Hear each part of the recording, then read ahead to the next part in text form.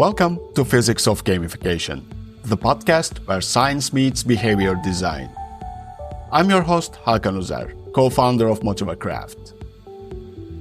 In every episode, we explore one core gamification mechanic and connect it to a law of physics that explains why it actually works. Today's topic, quantum entanglement, and what happens when your users stop just using your system and start seeing themselves inside it. Let's dive in. In quantum physics, two particles, created at the same moment, can become entangled. They might fly off in opposite directions. They might be light years apart, but measure one and the other responds instantly. Now, forget the bizarre quizzical universe of quantum physics for a second, because identity in gamification, it works almost the same way, but in very human terms. When a user's sense of self begins to take shape inside your system, when they choose a role, define a mission, or name their journey, something powerful happens. And such a connection, once established, doesn't fade. It sticks. What happens in your system starts to affect them, and how they feel shapes how they respond to your system in return. That's emotional entanglement. And if you want users who stick, return, and care, you need to build it in. But to use it well, we need to understand it properly. So, let's pull back the curtain a little and talk about what quantum entanglement actually is. Quantum entanglement. Quick and dirty explanation. Two particles interact, or are created together, and from that moment, they are linked. Even if you move them galaxies apart, their states remain connected. Observe one and the other changes instantly.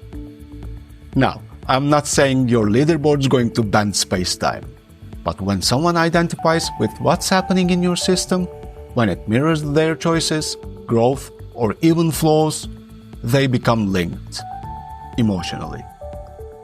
If something good happens, they feel proud. If something bad happens, they take it personally. If nothing happens, they detach quietly. That's not just behavior. That's identity in motion. And the next question becomes, where does that motion begin? Where in your system does identity start to surface or disappear? Let's talk design. It starts simple, but meaningful. Give users ways to personalize, not just upload a profile picture. Let them shape the story. Let them choose a mission, name their journey, pick a title or a role that actually means something to them. And here is the key. Reflect those choices back to them. If they call themselves a strategic architect, then your system should echo it. Welcome back, architect. Your strategy helped stabilize last week's chaos. Now, you have gone from a generic platform to something that feels like it sees them. And when you do that well, the effect is more than visible. It's emotional. Let me show you what that looks like with a real-world example. In one system we built, users unlock the chance to create their own avatar, but only after completing a key mission. And here is the twist. We didn't just give them a menu. We asked, what kind of character do you think represents who you are becoming? And then, we created it for them. Custom, reflective. Something that came from their own journey. The result? That avatar wasn't just cosmetic. It was symbolic. A personal manifestation of their growth. And when they saw it in the system, the bond was instant. They weren't just in the platform. They were off it. Now, compare that to a setup with the same reward loop.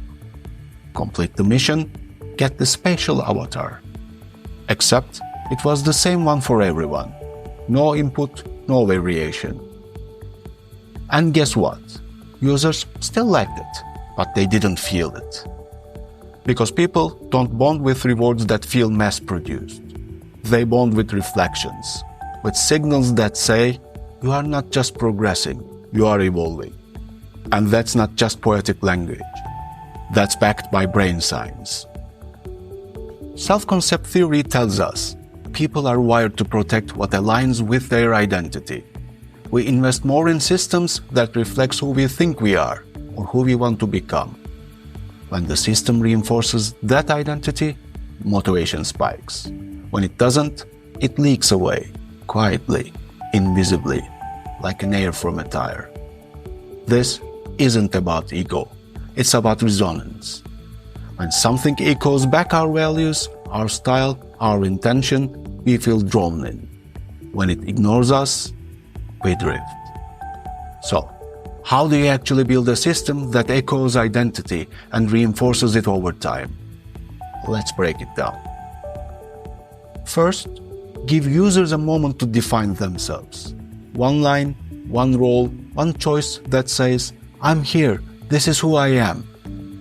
Second, use callbacks.